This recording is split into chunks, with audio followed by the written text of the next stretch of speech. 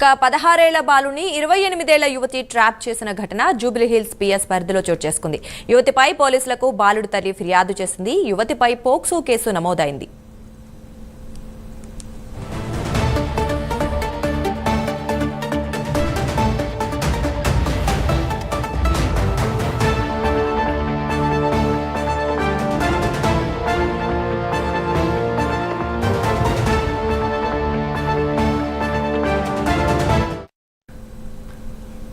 ఇక 16 ఏళ్ల బాలుని 28 ఏళ్ల యువతి ట్రాప్ చేసిన ఘటన జూబ్లీహిల్స్ పిఎస్ పరిధిలో చోటు చేసుకుంది.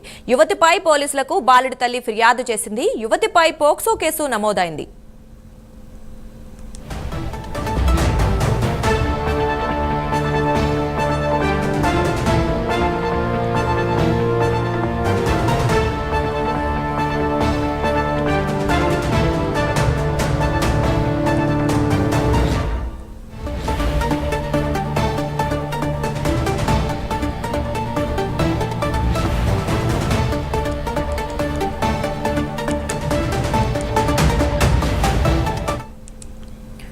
పదహారేళ్ల బాలుని 28 ఏళ్ల యువతి ట్రాప్ చేసిన ఘటన జూబ్లీహిల్స్ పిఎస్ పరిధిలో చోటు చేసుకుంది.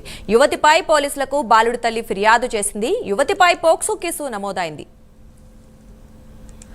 ఇదే విషయం గురించి మరింత సమాచారం మా కరెస్పాండెంట్ కుమార్ అందిస్తారు. కుమార్, చెప్పండి, 16 ఏళ్ల బాలుని మరి 28 ఏళ్ల అమ్మాయి ట్రాప్ చేసింది అంటున్నారు. సో ఆ యువతి వివరాలేంటి? మరి నిజంగా ఇది ట్రాప్ అని అంటారా, ఇంకేంటి అసలు? Thank you Durga. ఈ జూబ్లీహిల్స్ పోలీస్ స్టేషన్ పరిధిలోని మరొక దారుణం చోటు చేసుకుందనే చెప్పొచ్చు. 16 ఏళ్ల బాలుడిని 28 ఏళ్ల వయసున్న యువతి లోపరుచుకున్నట్లయితే ప్రస్తుతం తెలుస్తుంది. బాలుడిని లోపరుచుకొని పాడు పని చేసిందంటూ కూడా ఆ యువతిపై బాలుడి తల్లి కూడా జూబ్లీహిల్స్ పిఎస్ లో ఏదైతే ఒక కేసు అయితే ఇవ్వడం జరిగింది. యువతి మీద ప్రస్తుతం పోలీసులు కూడా పోక్సో కేసు నమోదు చేసినట్లయితే తెలుస్తుంది. ముఖ్యంగా ఈ ఘటన కూడా జూబ్లీహిల్స్ పోలీస్ స్టేషన్ పరిధిలో అయితే చోటు చేసుకుంది. ఏదైతే 16 ఏళ్ల బాలుడిని 28 ఏళ్ల వయసున్న యువతి లోపరుచుకోవడం, అలాగే అతనిని వాడుకున్నందుకు కూడా ఆ బాలుడు తల్లి జూబ్లీహిల్స్ పిఎస్ అయితే ఆశ్రయించడంతో కూడా పోలీసులు ఏదైతే ప్రాథమికంగా ఒక కేసు కూడా నమోదు చేశారు. ముఖ్యంగా 16 ఏళ్ళు అంటే మైనర్ బాలుడు కాబట్టి పోక్సో చట్టం అమల్లోకి వస్తుంది.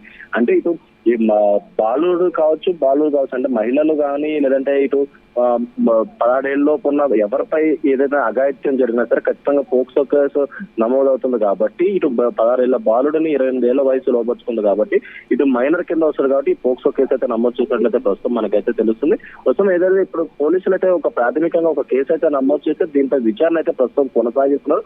విచారణ తదనంతరం అసలు ఈ కేసులో ఏం జరిగిందనేది అయితే పూర్తి వివరణ కూడా బయటకు వస్తుంది. ప్రస్తుతానికి అయితే ఒక పోక్సో కేసు అయితే నమోదు చేయడం జరిగింది దుర్గా. అయితే కుమార్, మరి ఆ యువతికి సంబంధించిన డీటెయిల్స్, అంటే ఆవిడ ఏం చేస్తుందని కానీ లేదా ఏమైనా డీటెయిల్స్ ఏమైనా తెలిసాయా? దుర్గా, ప్రస్తుతాల వరకు ఏదైతే పోలీసులు ఇంకా ఈ సమాచారాన్ని బయటకు అయితే పెట్టలేదు. ఎందుకంటే ఇటు పోక్సో కేసు కాబట్టి మైనర్లు ఉన్నారు కాబట్టి ఇంకా ఈ కేసుకు సంబంధించి ఎటువంటి వివరణ అయితే ఇవ్వలేదు.